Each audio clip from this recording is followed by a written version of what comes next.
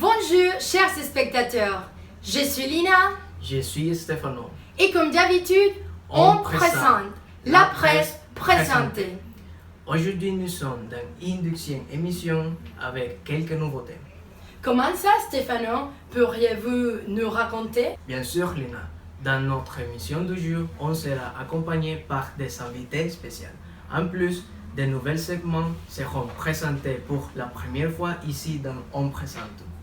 Alors, Stefano, afin de ne pas laisser nos chers spectateurs avec cette curiosité, on a le plaisir de vous présenter notre première invité du jour, Jan Schick, un journaliste exceptionnel et spécialisé dans la réalisation et analyse des sondages et enquêtes.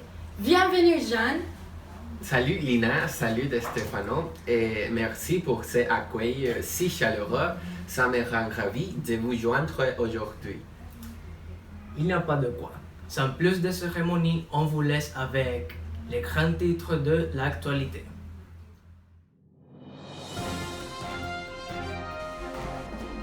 Création de fausses applications pro par des escrocs. Augmentation de 10% des prix des timbres. Insolation, quand le cerveau est en surchauffe. Prochaine démission du gouverneur de Porto Rico.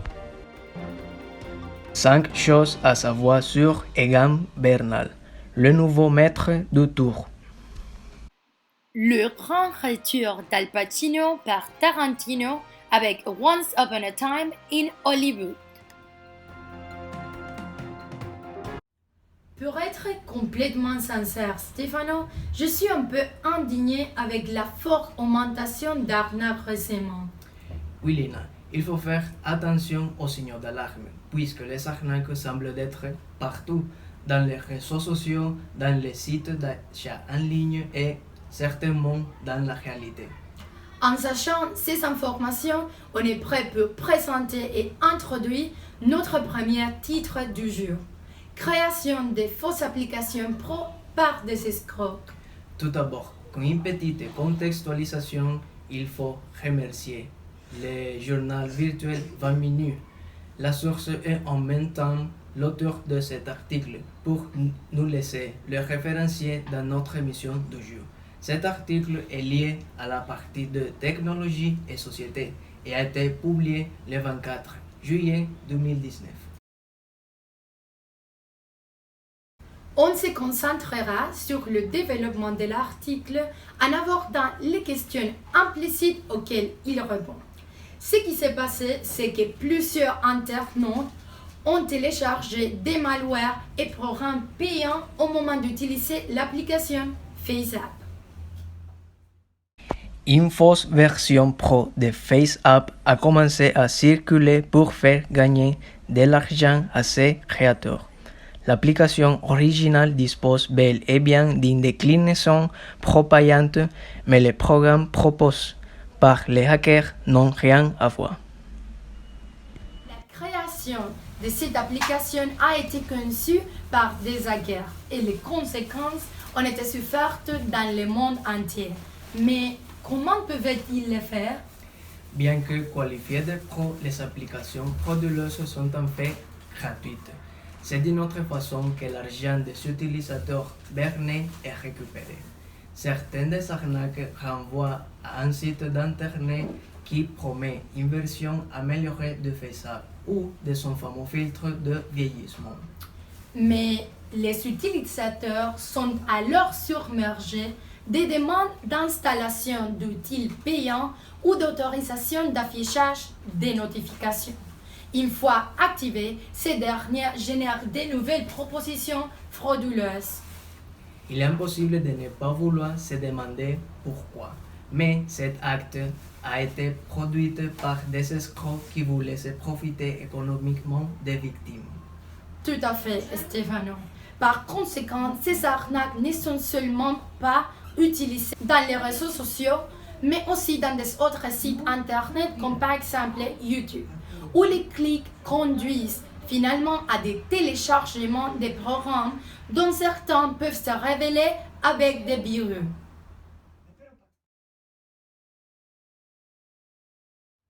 Après avoir écouté Lina et Stefano, on peut constater que cette problématique est très commune. En plus, on peut trouver que les escrocs cherchent toujours formes différentes d'escroquer les personnes. C'est pourquoi aujourd'hui je vais vous montrer les résultats d'une enquête concernant les sujets, les arnaques, où j'interviewais plusieurs personnes dans la rue. Et voici la première émission de l'enquête chouette.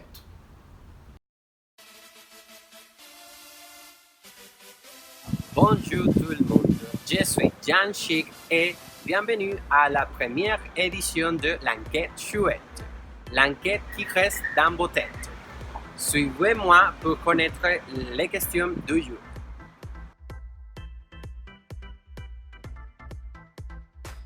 Bonjour madame, pourrais-je vous poser quelques questions? Oui. Merci. Avez-vous déjà été victime d'une arnaque? Oui, j'allais acheter un appartement dans le quartier Parque Rosado, à Barranquilla, Colombia, et j'ai donné à l'entreprise de construction Jiménez 150 000 millions de pesos. Ça fait 25 ans, mais c'était une arnaque totale. J'étais indignée.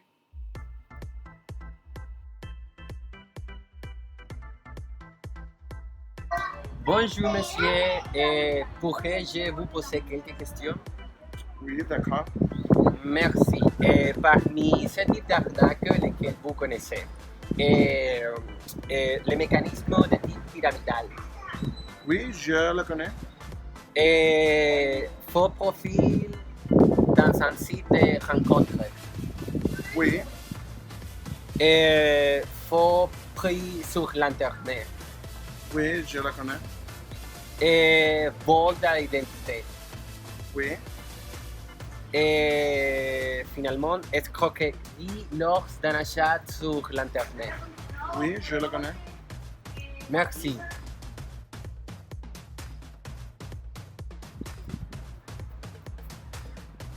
Bonjour madame, pourrais-je vous poser quelques questions? Oui, bien sûr. Est-ce que vous connaissez quelqu'un qui a été victime d'une arnaque? Oui. Mon grand-père. Figurez-vous qu'il allait retirer l'argent de sa retraite. Et un homme s'est approché de lui pour lui aider, afin de ne pas retirer tout l'argent en espèces. Mais il a astucieusement pris l'argent de mon grand-père.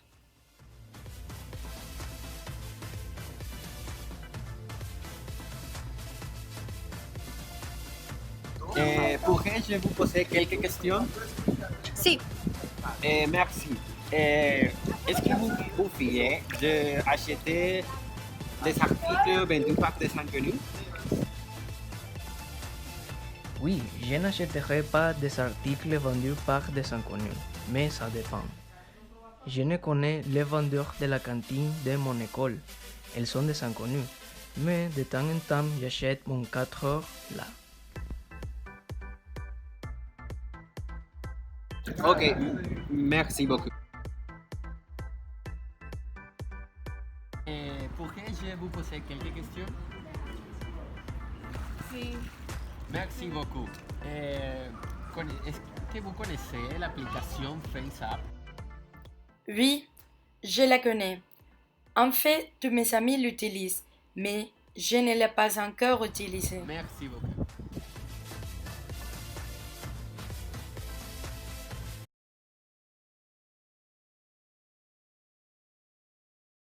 Après avoir obtenu le rassemblement de toute l'information, l'analyse sera présentée. Selon les réponses obtenues grâce à cette enquête, on peut affirmer que les deux personnes interviewées ont été déjà victimes d'une arnaque.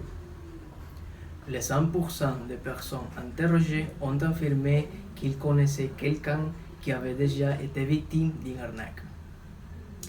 Les 100% des personnes interrogées ont indiqué qu'il connaissait ce type d'arnaque. Un tiers a affirmé qu'il était au courant de ce type d'arnaque. 2 tiers ont précisé qu'ils connaissaient ce type d'arnaque. Presque la majorité ont constaté qu'il était savant de cette modalité d'arnaque. La moitié a mentionné qu'il était au courant de ce type d'arnaque. La moitié des interviewés ont confirmé qu'ils se fiaient d'acheter des articles vendus par des inconnus. Et finalement, une minorité de personnes interrogées a indiqué une méconnaissance de l'assistance de l'application FaceApp. Merci Stefano. Maintenant, une autre spécialiste va nous aider en nous donnant des conseils.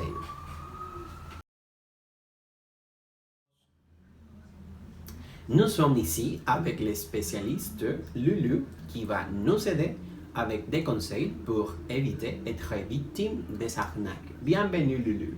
Merci Jen, et tout à fait. Aujourd'hui, je suis ici pour vous donner 4 ruses pour éviter les arnaques sur Internet.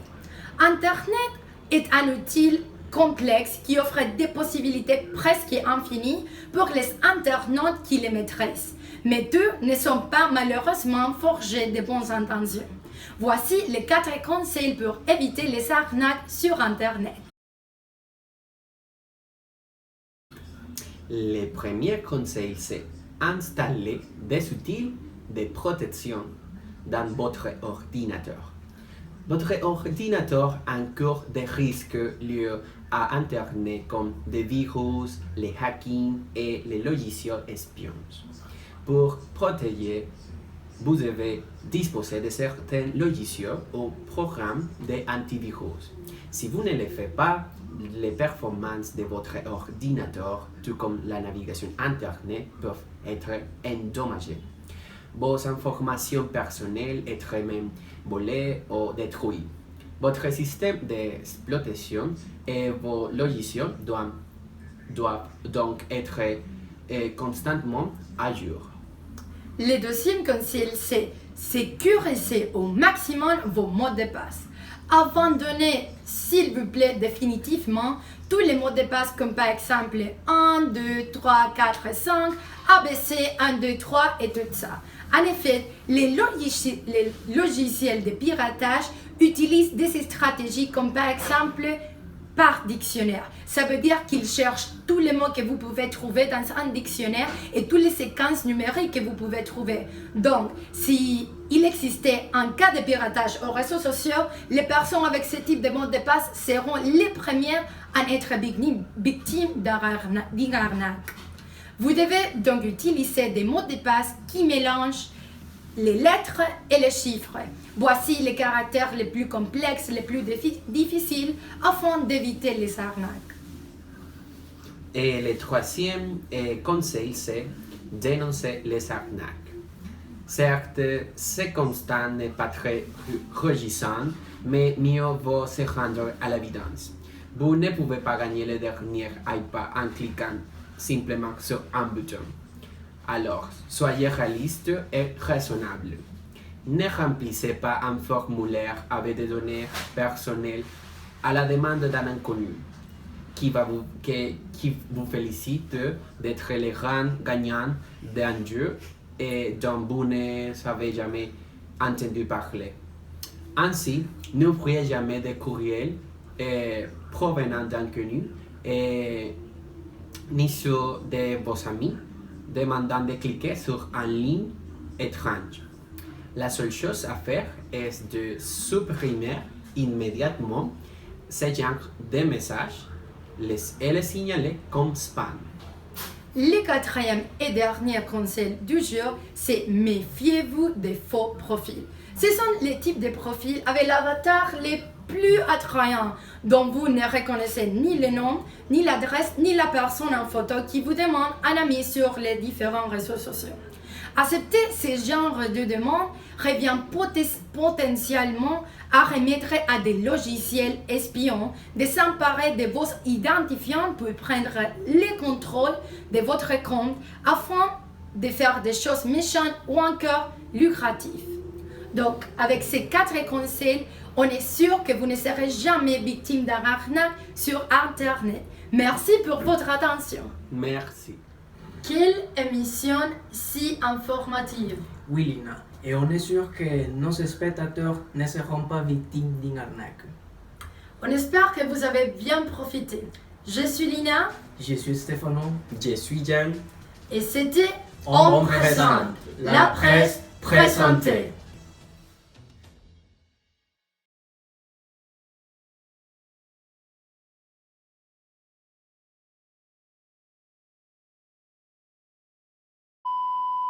No mames, oye. Dale. Ay, ya. Ya. Bueno, ya. Bonjour monsieur, pourrais-je vous poser quelques questions? Oui, je le connais. Merci, Stefano. Maintenant, un autre spécialiste va nous aider. Especialista. Bonjour madame, ça va? Lulu, nous sommes ici avec elle. Et... What? No sé. Info active ou pas, yo no sé. Dilo bien. No me lo sé. Et s'il vous plaît, tous les mots de passe qui sont 1, 2, 2. Ándale. Continúe, s'il vous plaît. Robot, vamos de No, nuevo. De nuevo, de no nuevo. importa, de va a nuevo. quedar así, créeme. Dale. Créeme, dale. Este es el bloop.